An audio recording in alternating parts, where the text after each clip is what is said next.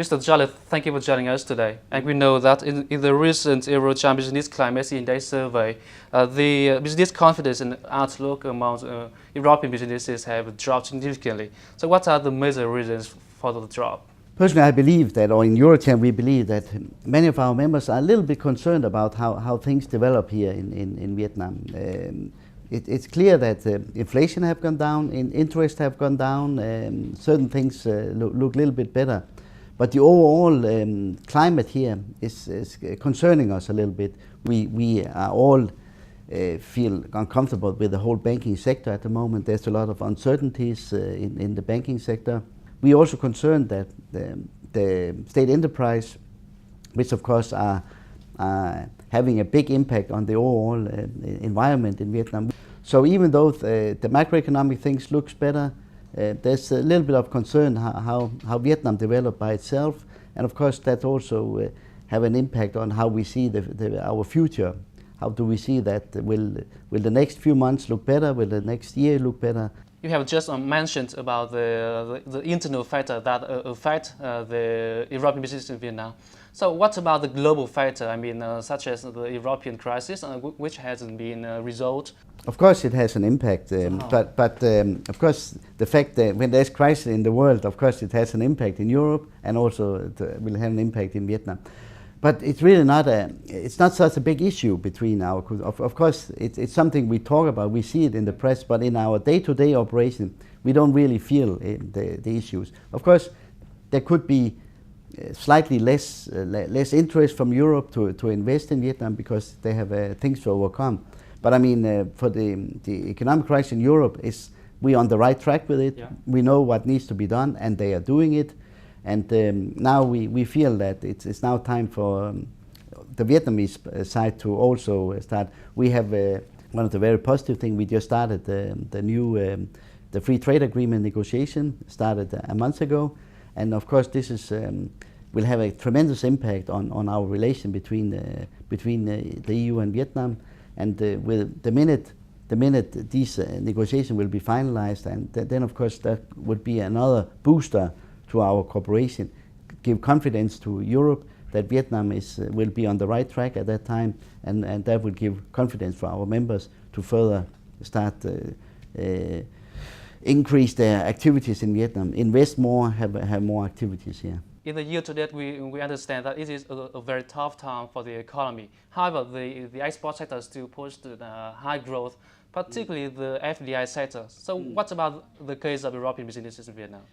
We are very happy to see that actually, even with some kind of economic crisis all over the world and in Asia and also definitely also in Europe, but still export to Europe in general have increased over the year, had a tremendous increase, and of course as European we're very proud to see that there's still a big demand. Also import from Europe is on the increase. So of course the cooperation is getting better, both for ASEAN in general, but also particularly for Vietnam. Yeah.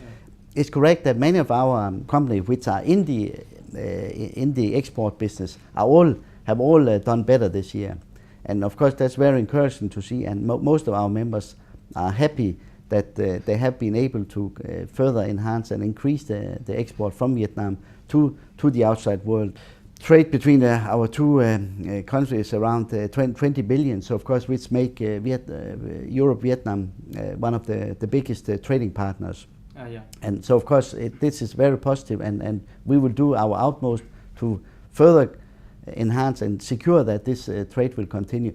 But we need support from the Vietnamese government. We need the Vietnamese government to show that they are working in the right direction. They know the problems. They are ready to overcome some of the problems. They start the process of overcome some of the problems. And with this, then we are ready to go ahead, and it can be a further explosion between our two countries. Yeah. And the survey also said that European businesses are pessimistic about the overall economic outlook. So what are the business plans in Vietnam in the coming time? Well, to give a very clear, of course, for the time being, we will see very few of our European members will further invest in Vietnam.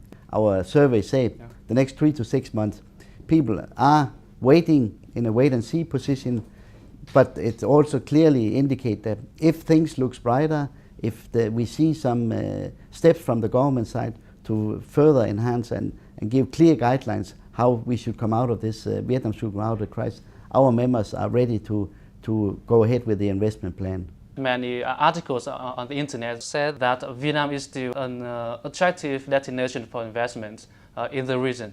So what do you think about this? Obviously, in the long term, Vietnam is a very interesting destination. Obviously, the next 20 years, Vietnam will be a booming destination, and our members, most of our members are here for the long term, and they know that Vietnam is a good place to be.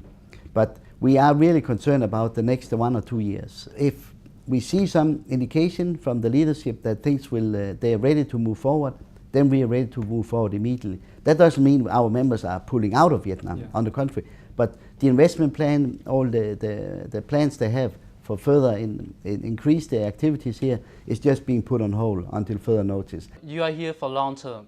So what is your long-term outlook and your long-term strategy in Vietnam?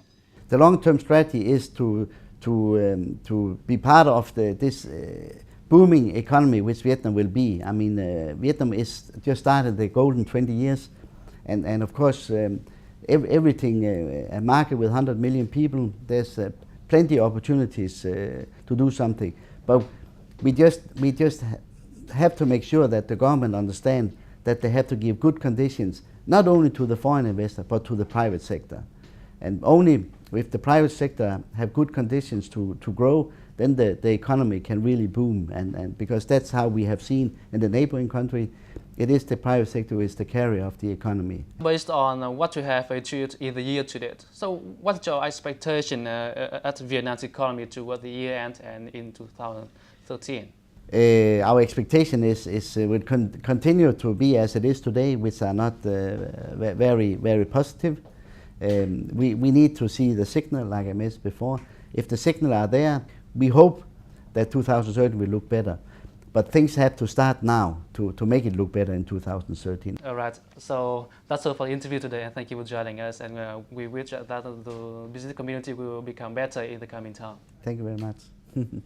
Thank you.